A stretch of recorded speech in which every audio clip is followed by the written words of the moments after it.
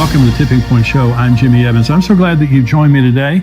Remember, I've got a new book out that is called Look Up. If you haven't ordered that yet, you can get that on exomarriage.com or you can get it on amazon.com. I believe it will bless you. We're also going to Israel next year, at the end of this year, November and December. That information is there on your screen. We would love to have you join us on that trip. It's going to be a blessing. Now, I have joining me again today, best-selling author, end times expert Bill Salus.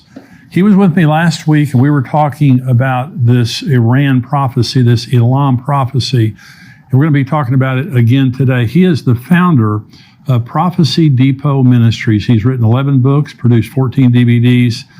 He's an author and speaker that I've learned an awful lot from over the years. He's a researcher, very good teacher. I'm glad to have him joining me today to discuss a very important prophetic event, which is also a book that Bill has written called Nuclear Showdown in Iran. Bill, thank you for joining me again today. Jimmy, what a time to be alive. Right? I know it. My gosh. It's exciting. You know, it's prophecy is John Walvoord, Dr. John Walvoord, who was at the Dallas Theological Seminary.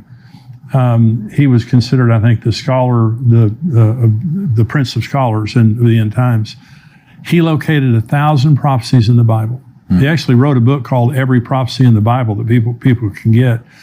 1,000 prophecies in the Bible, and 500 have been literally fulfilled. And the other 500, of course, he said they will be literally fulfilled. Right. So Bible prophecy is all over the place, and it's empirical, it's measurable, and I don't think there's ever been an event in my lifetime other than the reestablishing of Israel, which was 1948. I was born in 1953.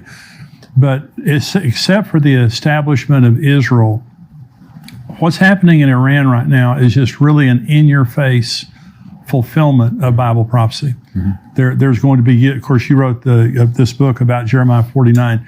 What do you think right now? Because we're going to talk about, last week we talked a lot about Jeremiah 49 and kind of the history of what's happened between Israel and Iran. What do you think right now is the most significant thing that's happening related to Israel and Iran? Absolutely. And I would also like to, before we start on the laying the whole thing out, maybe give them a quick recap. I can do it real quick about our show last week in case they didn't Absolutely. See it. Jeremiah 49 verses 34 through 39 speaks of 6 verses, speaks about a disaster that happens, probably nuclear, in Iran, mainly around the western side of Iran, by the Persian Gulf over there.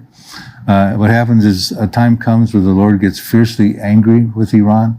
He brings about a disaster. The reason he's angry is because there's bad leadership, because he says he will destroy from there the kings and the princes, and bring about a disaster.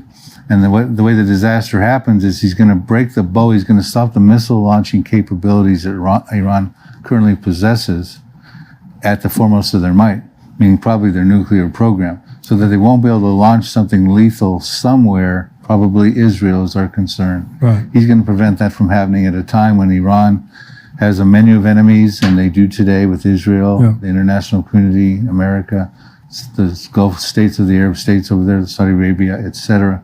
And that's sort of a nutshell of the prophecy. The good news is the exiles who get dispersed as a result of that disaster will someday be restored their fortunes back into Iran. That is a lot of Iranian Christians who've converted from Islam, very excited. But that's sort of the nutshell version of the prophecy. So now we can talk about, well, how do we get from here to there in this program? Yeah, and so you've written a book, The Nuclear Showdown in Iran, which is talking about the Elam, the prophecy, Jeremiah 49, concerning Elam. You've also written a book about the Psalm 83 war, which also is a part of this scenario. I mean, it's a part of the end time scenario. And then, of course, Ezekiel 38 and 39 talks about the coalition of nations, Russia, Persia, which is Iran, Turkey, all this coalition of nations.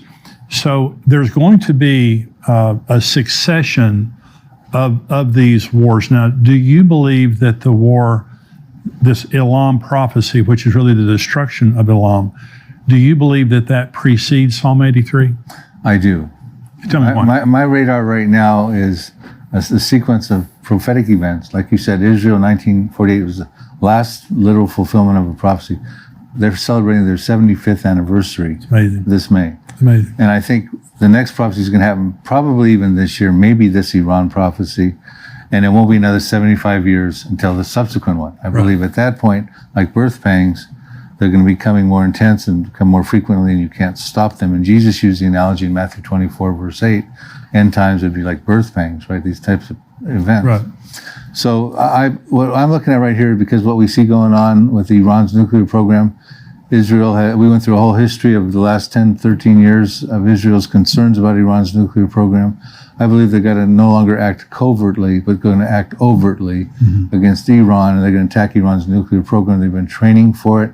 They've got money for it, and they're prepared to do that. But they also know when they do that, they will create probably a proxy war around them with Hezbollah to the north, who has 150,000 missiles, some of them precision guided, pointed at Israel that they could fire about 3,000 missiles a day. You also have Syria, right? Iran's proxy Syria with Bashar al-Assad, who used chemical weapons over 300 times in their Syrian revolution. Wow. A serious threat to Israel. You have the Hamas down by the Gaza area there, Iranian proxy, who says they can send 1,000 missiles a day into Israel to match what Hezbollah is doing from the north. So Israel is surrounded. You have the Houthis way down beyond Saudi Arabia, down in Yemen. They say we also now have precision-guided missiles from Iran that could hit Tel Aviv. You have Shiite militias in Iraq and more. So I'm saying at this point Israel has to act. They've got to probably preemptively act, maybe even unilaterally. Well, their options are all terrible. If they don't do anything, Iran is going to strike them with a nuclear weapon. They've said they will. They've been trying to get nuclear capacity, which they either are there, they're very close to being there. Now, on the last program, Bill, you were talking about how they have attacked Iran's nuclear facilities over and over, killed their nuclear scientists, all those things like that. And so Israel knows what's happening in Iran. Do you believe that? I mean, in their nuclear program. I absolutely do. Matter of fact, the Mossad had confiscated 100,000 documents of Iran's nuclear program back in, they released information on that in April of 2018. So they can get in there and they can get the information they want. So I think they're pretty well aware of the status and progress of Iran's nuclear program. So and I'm saying that to say they know when to strike. They know how close Iran is to getting the nuclear warheads, so they know when to strike. It seems as though that because of the rhetoric of Israel and Iran, that's getting pretty close. They're getting pretty close. So if Israel doesn't strike, one nuclear strike from Iran to Israel is pretty much game, set, match if they hit the right place. So Israel, they can't do that. So their other choice is to bomb Iran, which immediately starts all the proxies going on. Right. Now, do you believe that's the Psalm 83 war? I believe, here's how I would lay this out, Jimmy, if I can. I've got it down to a few-minute version. You can. Right? I've been done enough of these shows, right? Israel and Iran go toe-to-toe. Israel probably preempts a strike. Iran then calls upon its proxies, who we just enumerated upon. Right. It's got Israel surrounded. Right. Now, Iran is not in the Psalm 83 war, which we can talk about who is in just a moment. But Syria, under the banner of Assyria, Hezbollah under the banner of the inhabitants of Tyre in Psalm 83, Hamas down in the Gaza, the Philistines as part of Psalm 83. They're all involved in Psalm 83. I believe they would then come with Iran against Israel. And I think Israel comes under a prison rules fight. I mean, they're in trouble now because their Iron Dome and their defense missile systems cannot stop the barrage that's going to come against them. And I believe then you would see Israel has to act out with a nuclear weapon and take out a major city to make a statement. And I believe that city they would destroy would be the most opportune city to destroy. Right close to them is Damascus. Right. I believe they would reduce Damascus to rubble in fulfillment of Isaiah 17, verse 1. Right. It says, Damascus will cease from being a city, it will be a ruinous heap. We find out in Isaiah 17:9 that desolation is caused by the children of Israel, the Israeli Defense Forces, who exist in fulfillment of Bible prophecy, which I can get into if time permits. It also says in Isaiah 17, verse 14, that one night you see him in Damascus in the masculine pronoun, in the morning he is no more. This is the portion of those who rob us and those who plunder us, meaning in self-defense, overnight, against the barrage that's happening against them, Israel takes out a major Arab city. When they take out Damascus, the Arab world is going to flip out, because that's an Arab city, and it's the oldest continuously inhabited city in recorded history, dates back to the time of Abraham. Yeah. And they're going to be concerned, what about Beirut? What about Amman, Jordan? And Amman, Jordan goes next. I can point that out in a minute. What about Cairo? What about Mecca, right? They're going to be concerned.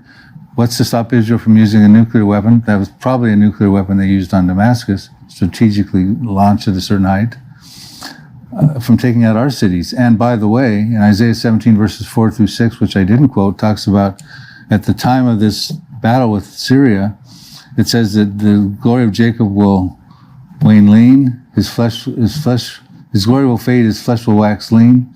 It'll be like a shaking of an olive tree with two or three olives left in the uppermost branch and 4 or 5 in the fruitful boughs. And when you use the imagery of what Isaiah seems to be saying is that you superimpose an olive tree over a map of Israel, and an olive tree can have 500,000 olives on it, on a modern, and they're very common trees in the Middle East and in Israel. Yeah. And you got a shaking, and there's only a few left in the uppermost branch, and a few more down in the fruitful boughs. So it looks like Israel takes a hit with all the weapons and stuff coming against them. Their glory fades, their flesh waxes lean. Not a good image for Israel. Right. And I think the Arab world then goes, well, wow, they could take out our city. Let's come together now and make a final shot at them, which they did. They tried to take them out in 1948, 1967, 1973. But now's our opportunity. If we don't do it now, they might take out our cities. And I believe that's when you get into Psalm 83. And the next city that then goes is Amman, Jordan. We find out that's the capital of Jordan. We find out in Jeremiah 49, verse 2, it says, there's an alarm of war in Rabbah of the Ammonites, that's Amman, Jordan. It shall be a desolate mound, and Israel will take possession of its inheritance. Wow. Meaning Israel's taken them out, just like they took out Damascus. They're not too far away from each other. No. From where you're at, probably to the border of Oklahoma, for you viewers who understand the maps. Jimmy's in Texas area. Yeah. So they take out that city as part of because Amman, Jordan, Ammon, Moab, and Edom, by their ancient names is modern-day Jordan, they're all in part of Psalm 83 also. Yeah. And then we get in, there's other prophecies I can get into too, Jimmy, but I see that being the fulfillment of Psalm 83. And when Psalm 83 happens, after Jeremiah 49, after Isaiah 17, Psalm 83, now you have Israel in a different position. They're mighty. They've got an exceedingly great army in fulfillment of Ezekiel 37:10, which said they would have an exceedingly great army. They can expand territorially. They'll take over their possession. We said Amman, Jordan. They'll take over Jordan. They'll take over 5 cities in Egypt. Will speak the language of Canaan. That's Hebrew. Isaiah 19:18. They're going to start to, when they win wars, they expand territorially. Joshua did it 3,300 years ago. King David did it 3,000 years ago. The IDF did it. Israel did it in 1967 in the Six-Day War. Yeah. It increases the defensibility of their borders. They believe that's their land because it's part of the Abrahamic covenant, land given to him in Genesis 15:18 from the river of Egypt, probably the Nile, to the river Euphrates, which courses through modern-day Iraq and Syria. Someday they're going to get all that land. I believe they're going to get some of it incrementally after the Psalm 83. When Jesus returns, he'll give them all that land in the Messianic kingdom. But I think at that point, Israel can become, securely. They can take down the walls, the border walls they have with Lebanon, the fences around Gaza, the border wall they have with Egypt, the partition wall they have going through the middle part of Israel, 400-mile-long wall, separates Palestinian terror from Israel proper. They can tear those walls down, live in unwalled villages, dwell safely, have plunder and booty, be greater, safer Israel. And I believe that's the Israel that Ezekiel 38 comes after Gog and Magog invasion, dwelling securely without walls, bars, nor gates in the latter years, brought back from the nations.